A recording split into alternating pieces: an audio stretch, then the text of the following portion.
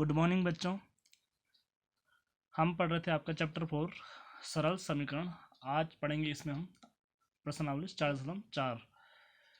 इसका पहला क्वेश्चन है, निम्नलिखित स्थितियों के लिए समीकरण बनाइए और फिर उन्हें हल करके अज्ञात संख्या ज्ञात कीजिए। ठीक है, तो पहला वाला है इसका, एक संख्या के 8 गुने में 4 जोड़िए तो आपको 60 प्राप्त होगा। तो करते हैं इसको। तो हमने माना वह अज्ञात संख्या क्या है, x है। तो x के 8 गुने में 4 जोड़ने पर 60 प्राप्त होता है। तो x का 8 गुना कितना होगा, 8x, और 4 जोड़ने पर यानी धन 4 बराबर कितना प्राप्त हो रहा है, 60। अब ये हमारी समीकरण बन गई 8x धन 4 बराबर 60। अब फिर इसको हम जैसे सॉल्व करते थे उसी मेथड से सॉल्व करेंगे। तो क्या करेंगे, 4 को राइट हैंड साइड में स्थापन कर देंगे, फिर 8x बराबर 56। अब दोनों पक्षों में 8 से भाग देंगे तो 8 से 8 कटा और 8 7 56, तो x बराबर आ गया हमारा 7। ठीक है, अब इसकी हम जांच भी कर सकते हैं। जैसे यहाँ x बराबर अगर हम 7 रखेंगे तो कितना आएगा, 8 7 56 और 56 4 60, तो आ गया 60 के बराबर। ठीक है, तो इसका मतलब हमारा आंसर क्या है, सही है। अब डी वाला इसका, जब मैंने किसी संख्या के दुगुने में से 11 को घटाया तो परिणाम 15 प्राप्त हुआ। ठीक है, तो इसको करते हैं। तो इसमें भी सेम वैसे करेंगे। माना वह अज्ञात संख्या क्या है, x है। ठीक है, और जो क्वेश्चन मैं छोड़ रहा हूँ वो आपके लिए क्या है, होमवर्क है, ताकि आप उनको घर में ट्राई करके सॉल्व कर सको। अगर ना आए तो आप मुझे पूछ सकते हो। ठीक है, तो x का 2 गुना कितना हो जाएगा, 2 गुना x यानी 2x। तो हमें दिया है x के 2 गुने में से 11 को घटाए तो 15 प्राप्त होता है। तो अतः हमारा क्या हो जाएगा, 2x में से 11 घटाकर क्या कितना आ रहा है, 15। अब फिर उसी तरह कि 11 को क्या है, -11 होगा। -11 को राइट हैंड साइड में स्थानापन्न करने पर तो वहाँ जाएगा तो 15 धन 11, तो 2x बराबर हो जाएगा हमारा 26। अब दोनों पक्षों में हम 2 से भाग देंगे इसको, x को पृथक करने के लिए। तो 2 से 2 कटा और यहाँ 13 दूनी 26, तो x बराबर आया हमारा 13। तो इसकी जांच करेंगे तो ये कितना होगा, 13 दूनी 26, 26 - 11 कितना होगा, 15। ठीक है, तो हमारा आंसर क्या है, बिल्कुल सही है। अब इसका ई वाला पार्ट है, मुन्ना ने 50 में से अपनी अभ्यास पुस्तिकाओं की संख्या के तिगुने को घटाया तो उसे परिणाम 8 प्राप्त होता है। तो हमने इसमें माना मुन्ना के अभ्यास पुस्तिकाओं की संख्या क्या है, x है। तो हमें दिया था कि मुन्ना 50 में से अपनी अभ्यास पुस्तिकाओं की संख्या के तिगुने को घटाता है तो उसे 8 प्राप्त होता है। तो 50 में से उसके पुस्तिकाओं का तिगुना 3 गुना x बराबर 8, यानी 50 - 3x बराबर 8। अब क्या करेंगे, 50 को RHS में स्थानापन्न करेंगे तो यहाँ क्या आएगा, -3x, और यहाँ 8, ये प्लस तो हमारा -8 - 50, तो -3x बराबर -42। अब माइनस को हटाने के लिए हमने क्या किया, दोनों पक्षों में -1 से गुणा कर दिया। तो क्या होगा, माइनस माइनस का प्लस हो जाएगा, यहाँ भी माइनस माइनस का प्लस, तो 3x बराबर 42। अब यहाँ 3 को हटाने के लिए दोनों पक्षों में 3 से भाग दे देंगे, तो 3 से 3 कटा और 14 3 42, तो x बराबर आ गया हमारा 14। तो इसका मतलब क्या है, मुन्ना के पास जो भी अभ्यास पुस्तिकाएं हैं उनकी संख्या कितनी है, 14। ठीक है, अब इसका जी वाला है। ठीक है, ई वाला हमने कर लिया, एफ वाला आप कर सकते हो। ठीक है, तो जी वाला है, अनवर एक संख्या सोचता है, यदि वह उस संख्या के 5/2 में से 7 निकाल दे यानी 7 को घटा दे तो परिणाम 23 प्राप्त होता है। तो इसमें हम माना कि अनवर द्वारा सोची गई संख्या x है। तो x का 5/2 यानी का मतलब क्या होता है, गुणा करना। तो x गुणा 5/2 यानी 5x/2। तो हमें क्या दिया है, x के 5/2 में से 7 निकाल दे तो परिणाम 23 है। ठीक है, तो कितना होगा, 5x - 7 बराबर 23। अब क्या करेंगे, -7 को राइट हैंड साइड में स्थानापन्न कर देंगे। तो इसका हमने स्थानापन्न किया तो ये क्या होगा, प्लस हो गया, माइनस था यहाँ के प्लस हो जाएगा, तो 5x/2 बराबर 30। अब क्या करेंगे, यहाँ से 2 को हटाने के लिए दोनों पक्षों में 2 से गुणा कर देंगे। ठीक है, तो 2 से गुणा किया हमने, यहाँ 2 से 2 कट गया, यहाँ 30 दूनी 60 हो गया। अब x को अलग करने के लिए हमें यहाँ 5 को हटाना पड़ेगा। तो 5 को हटाने के लिए हमने क्या किया, दोनों पक्षों में 5 से भाग दे दिया। ठीक है, तो 5 से 5 कटा और 12 पंजे 60, तो x बराबर आ गया हमारा 12। ठीक है, तो अतः अनवर द्वारा सोची गई संख्या 12 है। अब क्वेश्चन सेकंड है, निम्नलिखित को हल कीजिए। इसका पहला वाला है, अध्यापिका बताती है कि उनके कक्षा में एक विद्यार्थी द्वारा प्राप्त किए गए अधिकतम अंक प्राप्त किए न्यूनतम अंक का दुगुना जमा 7 है, यानी उसके दुगुने से 7 अधिक है। ठीक है, प्राप्त किए गए अधिकतम अंक 87 है, तो प्राप्त किए गए न्यूनतम अंक क्या है। ठीक है, तो इसी प्रकार का क्वेश्चन आपने 4.1 में किया था। ठीक है, उसमें आपने समीकरण बनाया था, सिर्फ उसमें समीकरण हमें बनाना था। इसमें क्या करना है, उस समीकरण को हमें हल करना है। तो आप उससे देखकर यहाँ उसका यूज करके उसको सॉल्व कर सकते हो। ठीक है, तो आपका ये वाला क्वेश्चन था। ठीक है, 4.1 में जो हमारी किस में दिया गया है, 4.4 प्रश्न में दिया गया है। ठीक है, तो सेम वही क्वेश्चन है। इसका जो इक्वेशन था वो मैंने आपको बताया है कैसे बनेगा। ठीक है, तो एक बार उसको मैं आपको दिखा देता हूँ। ठीक है, तो वो वाला हमारा ये वाला था। ठीक है, तो इसकी इक्वेशन आई थी हमारी ये वाली। यहाँ तक तो आपको सेम करना है, फिर इसके बाद इसको सॉल्व करना है, फिर 7 को राइट हैंड साइड में स्थापन करोगे, उसके बाद यही मेथड यूज़ करके एल का मान आ जाएगा। ठीक है, अब इसका बी वाला है, किसी समद्विबाहु त्रिभुज में आधार कोण बराबर होते हैं। ठीक है, यानी उसके दोनों आधार कोण बराबर होंगे। शीर्ष कोण हमारा दिया है 40 डिग्री है, इस त्रिभुज के आधार कोण क्या है। ठीक है, तो इसको करते हैं।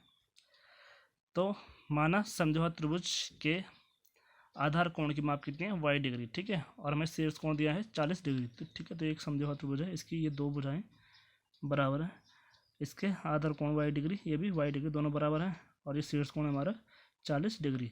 अब हमें पता है त्रिभुज के तीनों कोणों का योगफल कितना होता है, 180 अंश, यानी इन तीनों का योग भी 180 अंश होगा। तो यहाँ लिखेंगे y प्लस 40 बराबर 180 अंश। तो यह आया y प्लस वाई 2y अंश धन 40 अंश बराबर 180 अंश। अब क्या करेंगे, 40 को राइट हैंड साइड में स्थानापन्न करेंगे, तो हमारे क्या हो जाएगा, 2y बराबर 180 माइनस 40, तो यह आया 2y बराबर 140 अंश। फिर उसके बाद हम क्या करेंगे, दोनों पक्षों को 2 से भाग देने पर, दोनों पक्षों को 2 से भाग देंगे, तो 2 से 2 कटा, यहाँ भी 2 7 14 0, तो y बराबर कितना आ गया हमारा 70 डिग्री। 2 का भाग 140 में देंगे हम, तो कितना आएगा 70 डिग्री। ठीक है,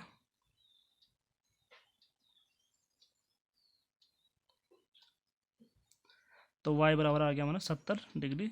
तो अतः समद्विबाहु त्रिभुज के आधार कोण की माप कितनी है, 70 डिग्री। अब इसका सी वाला है, सचिन द्वारा बनाए गए रनों की संख्या राहुल द्वारा बनाए गए रनों की संख्या की दुगनी है। उन दोनों द्वारा मिलाकर बनाए गए कुल रन एक दोहरे शतक यानी 200 रन से 2 रन कम है। प्रत्येक ने कितने रन बनाए थे। तो इसका आंसर लिखेंगे, माना राहुल द्वारा बनाए गए रनों की संख्या क्या है, ए है, तो हमें क्या दिया है, सचिन द्वारा बनाए गए रनों की संख्या राहुल द्वारा बनाए गए रनों की संख्या की दुगनी है। तो यानी सचिन द्वारा बनाए गए रनों की संख्या, राहुल के रनों की संख्या ए थी, तो इसका 2 गुना ए यानी 2a दिया है। दोनों द्वारा मिलकर बनाए गए कुल रन एक दोहरे शतक यानी 200 से 2 रन कम है, यानी 2a प्लस ए, इन दोनों को मिलाकर 2a प्लस ए होगा, दोहरे शतक से 2 कम यानी 200 माइनस 2, तो 3a बराबर आ गया हमारा 2a प्लस ए, 3a बराबर 198। अब क्या करेंगे, दोनों पक्षों को 3 से भाग देने पर, तो 3 से भाग दिया, 3 से 3 कटा, यहाँ 3 छक्के 18, एक बचा 3 छक्के 18, तो a बराबर आ गया हमारा 66। ठीक है, तो अतः राहुल द्वारा बनाए गए रनों की संख्या कितनी है, 66, यानी राहुल ने 66 रन बनाए। तो सचिन द्वारा बनाए गए रनों की संख्या कितनी होगी, 66 गुणा 2, तो 66 दूनी 132, तो सचिन ने बनाए 132 रन और राहुल बनाए 66 रन। अब क्वेश्चन नंबर 3, निम्नलिखित को हल कीजिए। तो इसका जो पहला ये वाला, इमरान कहता है कि इरफान कहता है कि उसके पास परमीत के पास जितने कंचे हैं उनके 5 गुने से 7 अधिक कंचे हैं। इरफान के पास 30 कंचे हैं, परमीत के पास कितने कंचे हैं, ये वाला।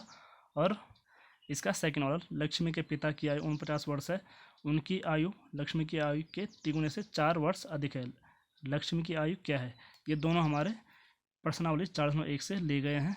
ठीक है, तो ये है 4.1 का 6वां प्रश्न, उसके पहले दूसरे से, हमारा जो तीसरा प्रश्न है उसके पहले दूसरे दोनों सेम है, तो आप इनको देखकर, इनके इक्वेशन को देखकर उसको सॉल्व कर सकते हो। ठीक है, इसका पहला और दूसरा हमारा सेम है, तो ये मैंने आपको करा रखा है। ठीक है, तो मैं इसको आपको दिखा लेता हूँ। तो तीसरे का फर्स्ट का आंसर हमारा ये है। ठीक है, यहाँ आपको ये इक्वेशन बनानी है, इसके बाद आपको इसको सॉल्व करना है। फिर तीसरे का सेकंड वाला हमारा ये वाला है। ठीक है, ये इक्वेशन बनी है, यहाँ तक आपको सेम करना है। इसके बाद आपको इसको सॉल्व करके यहाँ से y का मान निकालना है और यहाँ से m का मान निकालना है। अब इसका थर्ड वाला, सुंदर ग्राम के निवासियों ने अपने गांव में एक बाग में कुछ पेड़ लगाए, इनमें से कुछ पेड़ फलों के थे, उन पेड़ों की संख्या जो फलों के नहीं थे फलों वाले पेड़ों की संख्या के तिगुने से 2 अधिक थे। ठीक है, यदि ऐसे पेड़ों की संख्या जो फलों के नहीं थे वो कितनी है, 77, तो लगाए गए फलों के पेड़ों की संख्या क्या थी। तो इसको सॉल्व करते हैं। तो इसका आंसर होगा, माना लगाए गए फल के पेड़ों की संख्या t है। ठीक है, तो मैं क्या दिया है, फलों के पेड़ों की संख्या के तिगुने से 2 अधिक क्या है, बराबर ऐसे पेड़ों की संख्या जो फल के नहीं थे। तो फलों के तिगुने यानी 3 गुना t से 2 अधिक यानी धन 2 ऐसे पेड़ों की संख्या जो फलों के नहीं थे, तो उनकी संख्या कितनी है, 77। तो यहाँ से आया हमारा 3t + 2 बराबर 77। आप क्या करेंगे, 2 को राइट हैंड साइड में स्थानापन्न कर देंगे, तो 3t बराबर 77 - 2, तो 3t बराबर 77 में से 2 गए 75। अब क्या करेंगे, t को पृथक करने के लिए दोनों पक्षों में 3 से भाग दे देंगे। तो 3 से भाग देने पर क्या होगा, यहाँ 3 से 3 कटा और 3 दूनी 6, 1 बचा, 3 पंजे 15, तो कितना गया, 25। t बराबर है हमारे 25। तो अतः लगाए गए फलों की पेड़ों की संख्या कितनी है, 25।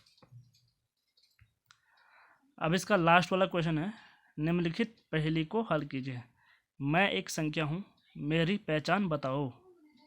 मुझे 7 बार लो और एक 50 जोड़ो, एक तिहरे शतक तक पहुँचने के लिए आपको अभी भी 40 चाहिए। तो ये पहेली है, इसको हमें सॉल्व करना है। तो करते हैं इसको सॉल्व। तो हमने माना वह संख्या क्या है, n है। तो मुझे 7 बार लो, यानी मुझे क्या करना है, 7 बार गुणा उसका 7 गुना, तो 7 गुणा n 7n, और एक 50 जोड़ो यानी 7n धन 50, एक तिहरे शतक यानी 300 तक पहुंचने के लिए आपको अभी भी 40 चाहिए, यानी इसमें 40 की कमी थी, यानी इसमें हम 40 जोड़ के 300 तक पहुंच जाएंगे। तो इसको हम लिख सकते हैं 7n धन 50, और इसमें हमने 40 और जोड़ दिया तो 300 तक पहुंच जाएंगे। अब 50 और 40 कितना होगा, 90, तो 7n धन 90 बराबर 300।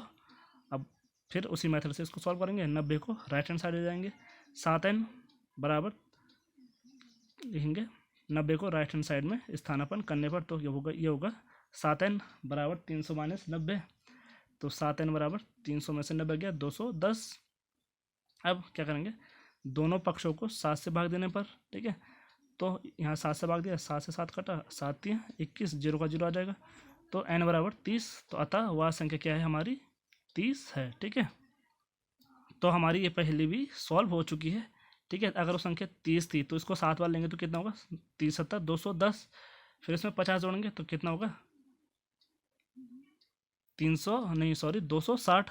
अब 300 तक पहुंचने के लिए हमें अभी भी कितना चाहिए, 40 और चाहिए। तो ये हमारा पहली सुलझ गई है। ठीक है, जिसका आंसर आया हमारा 30।